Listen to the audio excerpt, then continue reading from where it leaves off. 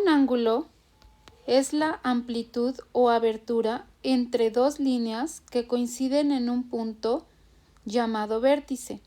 También se dice que es la inclinación de una línea con respecto a otra. A continuación veremos los ángulos que se forman en las paralelas cortadas por una transversal. Recuerden que las rectas paralelas son aquellas que por más que se prolongan, nunca se juntan. Tenemos que la recta L1 es paralela a la recta L2 y la transversal es la recta L. En estas paralelas cortadas por la transversal se forman 8 ángulos, cada uno presentado de distinto color.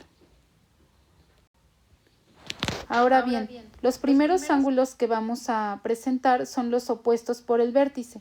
Los ángulos opuestos por el vértice son aquellos en donde uno se encuentra enfrente del otro.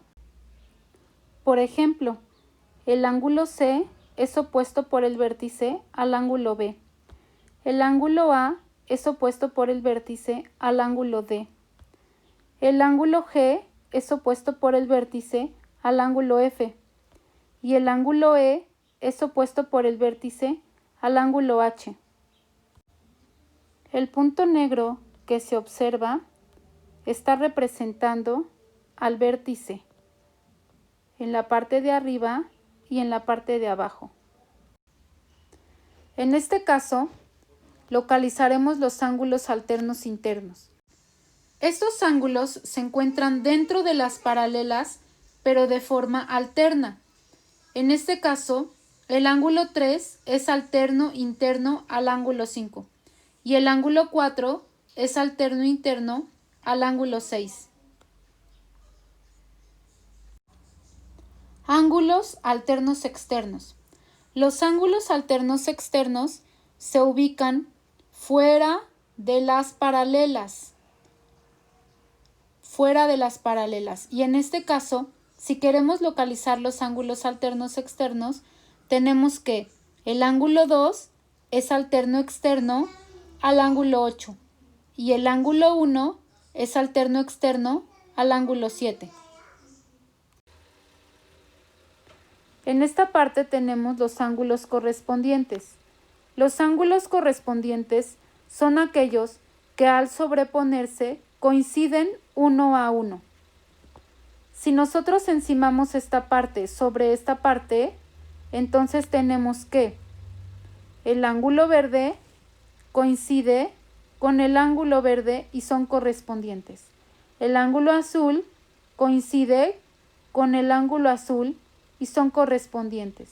El ángulo rojo es correspondiente al ángulo rojo y el ángulo naranja es correspondiente al ángulo naranja. Si sobreponemos esta parte sobre esta parte, coinciden uno a uno. Los ángulos correspondientes tienen también la misma medida. Como podemos observar, si el ángulo verde mide 54 grados, el ángulo verde que está en la parte inferior también mide 54 grados. Lo mismo sucede con las otras medidas. Los ángulos correspondientes miden lo mismo. Por último tenemos los ángulos adyacentes. Los ángulos adyacentes son aquellos que forman un ángulo de 180 grados y uno está seguido del otro. En este caso, el ángulo 1 es adyacente del ángulo 2 y forman un ángulo de 180 grados. También el ángulo 1 es adyacente del ángulo 3, formando el ángulo de 180 grados. El ángulo 3 es adyacente del ángulo 4 y forman el ángulo de 180 grados. Y el ángulo 4 es adyacente del ángulo 2. En la parte inferior, el ángulo 5 es adyacente del ángulo 6. El ángulo 5 es adyacente del ángulo 7. El ángulo 7 es adyacente del ángulo 8, porque también forman un ángulo de 180 grados. Y por último, el ángulo 6 es adyacente del ángulo 8. Pondremos un ejemplo de este último caso. Si el ángulo 2 tuviera de medida 30 grados, entonces el ángulo 1 tiene de medida lo que falta para completar los 180 grados. Por lo tanto, el ángulo 1 mide 150 grados, porque juntos forman los 180 grados.